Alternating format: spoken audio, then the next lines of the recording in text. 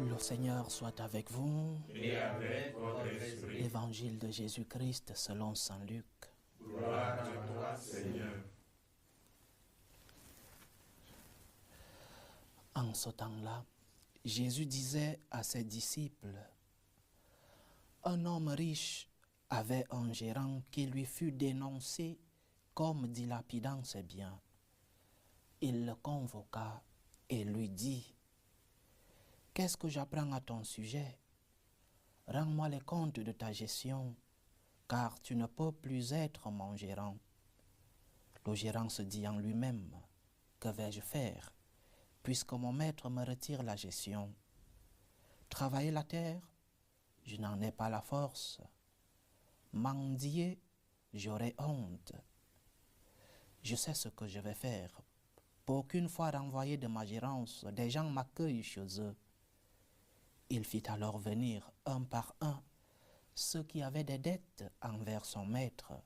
Il demanda au premier, « Combien dois-tu à mon maître? » Il répondit, « 100 barils d'huile. » Le gérant lui dit, « Voici ton reçu, vite, assieds-toi, écris 50. » Puis il demanda à un autre, « Et toi, combien dois-tu? » Il répondit, « 100 sacs de blé. » Le gérant lui dit, « Voici ton reçu, écris 80. » Le maître fit l'éloge de ce gérant malhonnête, car il avait agi avec habileté. En effet, les fils de ce monde sont plus habiles entre eux que les fils de la lumière. Eh bien moi, je vous le dis, faites-vous des amis avec l'argent malhonnête, afin que le jour où il ne sera plus là, ses amis vous accueillent dans les demeures éternelles. Celui qui est digne de confiance dans la moindre chose est digne de confiance aussi dans une grande. Celui qui est malhonnête dans la moindre chose est malhonnête aussi dans une grande.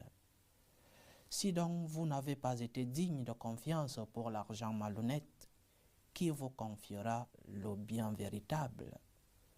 Et si, pour ce qui est à autrui, vous n'avez pas été digne de confiance, ce qui vous revient, qui vous le donnera?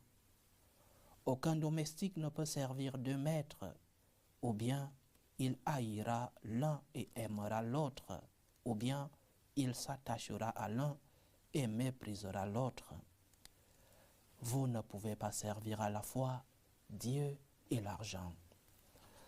Acclamons la parole de Dieu. Louange à toi, Seigneur Jésus. Bien-aimés dans le Christ, chers frères et sœurs en Jésus notre Sauveur, fidèles de notre paroisse en ligne, loué soit Jésus-Christ. À jamais. L'évangile et la lecture d'aujourd'hui nous parlent de deux thèmes qui sont liés, mais qui peuvent être médités l'un l'autre dans leur unicité. J'aimerais raconter une anecdote pour que nous puissions introduire la méditation de ce dimanche. Une anecdote qui nous vient du roi Alexandre le Grand. Dans la biographie de ce roi qui a vécu au IVe siècle avant Jésus-Christ, roi de Macédoine, les biographes, presque tous, du moins les plus connus, les historiens les plus connus, racontent qu'un jour, en se baladant dans une des villes de son royaume, Alexandre le Grand s'est retrouvé devant un pauvre qui lui demandait à manger, qui lui demandait, comme tous les mendiants, peut-être une pièce d'argent ou un morceau de pain. Et pour répondre à la demande de ce pauvre, de ce mendiant, Alexandre lui a donné l'administration des deux grandes villes de son royaume. Le pauvre, qui était stupéfait, étonné par la réponse du roi, lui dit, « Mais je ne t'ai pas demandé autant, je ne t'ai demandé qu'une pièce ou un bout de pain parce que j'ai faim. » Et Alexandre le Grand lui a dit, « Tu m'as demandé comme le pauvre que tu es, et moi je te donne comme le riche que je suis. » Tu m'as demandé en tant que pauvre, moi je te donne en tant que roi. Une anecdote qui peut nous aider à méditer l'évangile et la lecture d'aujourd'hui. Premier thème. Qu'est-ce que les rois de ce monde font de leur peuple? Qu'est-ce que les administrateurs des peuples, les gouvernants, les politiciens font de la vigne que le Seigneur a mis? Qu'est-ce que les politiciens, les gouvernants, les administrateurs font du peuple que le Seigneur a mis à leur administration? Est-ce qu'ils donnent comme des rois à ce peuple qui demande comme des pauvres? Est-ce qu'ils donnent comme des grands politiciens à ce peuple qui ne demande pas autant, un peuple qui demande le minimum? Ou alors, est-ce qu'ils sont des maîtres de division, des maîtres de guerre, des maîtres de la souffrance du peuple au profit de ceux-là qui, par leur vote et par le pouvoir de ce peuple, a bien voulu que ces rois soient ce qu'ils sont? L'apôtre Paul, dans la deuxième lecture d'aujourd'hui, nous demande de prier, d'intercéder pour les gouvernants. Mais que c'est difficile. Que c'est difficile de prier pour ceux-là qui profitent du peuple. Que c'est difficile d'intercéder pour ceux-là qui trempent le peuple dans la souffrance. Que c'est difficile de prier, de demander au Seigneur pour ceux-là qui sont ceux qui font la guerre, ceux qui font souffrir tant de personnes innocentes. Que c'est difficile. Mais parce que c'est parole de Dieu, nous n'avons pas de choix. Parce que c'est un commandement du Seigneur.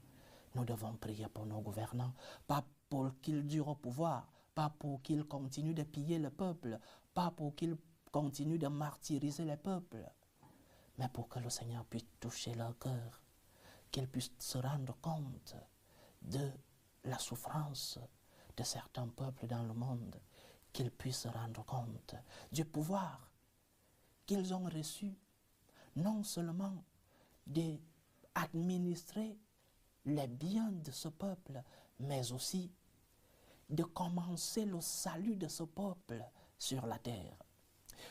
Lorsque nous étudions l'histoire de la révélation, nous voyons que le Seigneur s'est servi de 3 instruments dans l'Ancien Testament, 3 instruments à travers des hommes pour que le peuple puisse recevoir le message et que ce peuple puisse mettre en pratique ce message de Dieu. Le premier instrument, c'est que le Seigneur, Yahvé, est passé par les prophètes. Les prophètes qui étaient ces personnes loin de Dieu qui devaient annoncer un message, qui devaient éclairer, qui devaient enseigner les prophètes. Le Seigneur s'est servi des prêtres pour sanctifier le peuple. Lorsque le peuple est tombé dans un péché, dans des comportements moraux et éthiques, non volonté de Dieu, les prêtres étaient là pour sanctifier. Mais il a aussi utilisé des rois. Nous voyons dans l'Ancien Testament, par exemple, le roi David et d'autres rois qui sont venus pour que l'enseignement des prophètes, la sanctification des prêtres puisse se mettre en pratique dans la politique par les rois. Et nous le voyons représenté jusqu'aujourd'hui dans nos temples, ce que nous appelons le presbytère, c'est-à-dire la partie où le prêtre célèbre la messe. Normalement, dans un temple, il y a 3 lieux où le prêtre bouge de temps en temps. Le prêtre est assis sur la chaire, c'est-à-dire il est roi. Le prêtre prêche depuis l'ambon, c'est-à-dire il est prophète.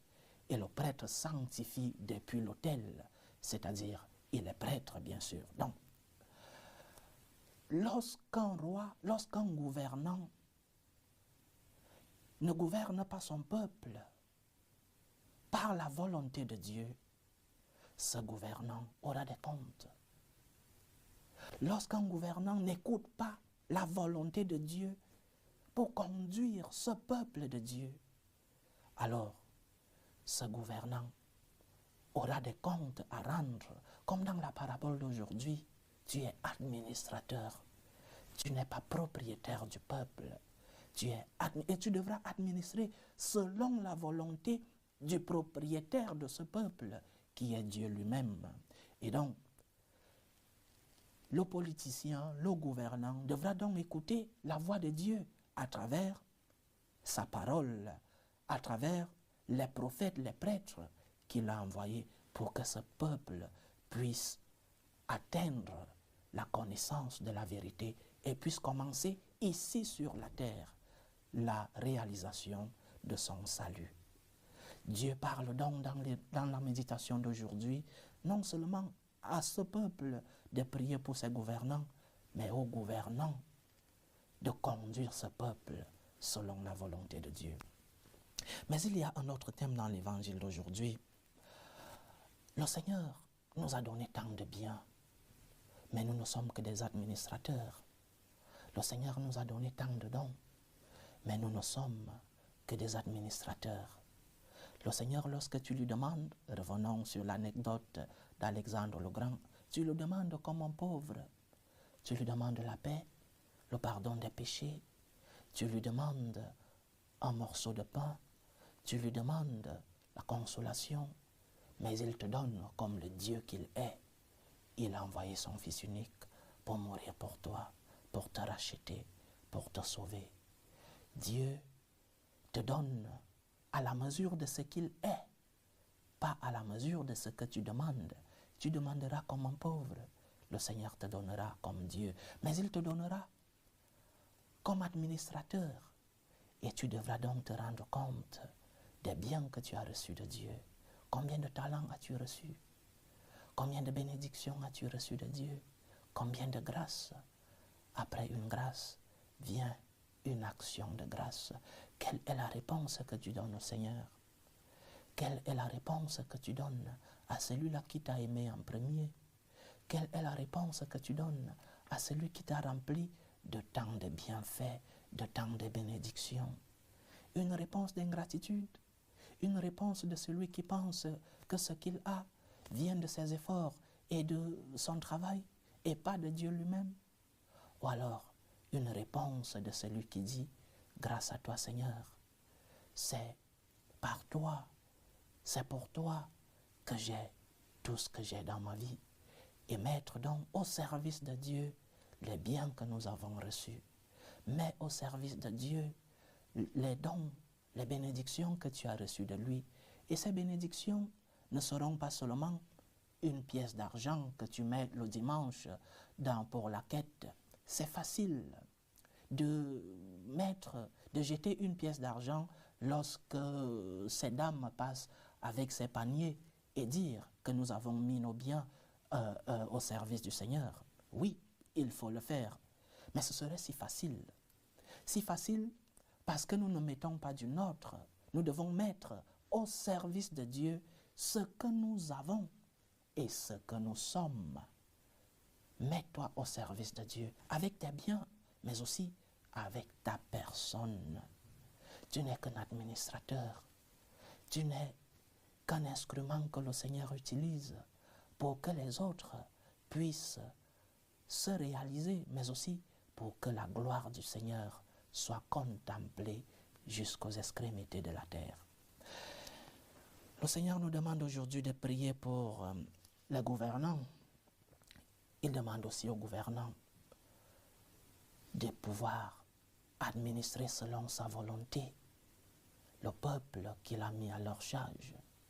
Tu es peut-être le gouvernant de ta famille, le gouvernant, chacun selon la mesure, selon le pouvoir que le Seigneur lui a donné. Mais nous sommes tous administrateurs des biens du Seigneur. Que la volonté du Seigneur soit faite, que nous puissions mettre en pratique la volonté de Dieu dans nos vies et que, à travers nous, le peuple de Dieu puisse atteindre la connaissance pleine de la vérité, c'est-à-dire le salut que le Seigneur veut pour tous les hommes. Mets tes biens pour la gloire du Seigneur, comme réponse à l'amour que tu as reçu de Dieu. Dieu t'a aimé en premier, et le comble de l'amour, c'est qu'il a envoyé son Fils unique pour mourir, pour toi et à cause de toi. La réponse que tu devras donner au Seigneur, ce sera une réponse de gratitude, une réponse d'amour. Amour à Dieu et amour au prochain, comme réponse à l'amour premier que le Seigneur a eu pour toi. Que le Seigneur nous bénisse, qu'il nous fasse découvrir ses merveilles dans nos vies, qu'il nous aide à pouvoir lui donner une réponse d'amour, une réponse de gratitude. Loué soit Jésus-Christ. Amen.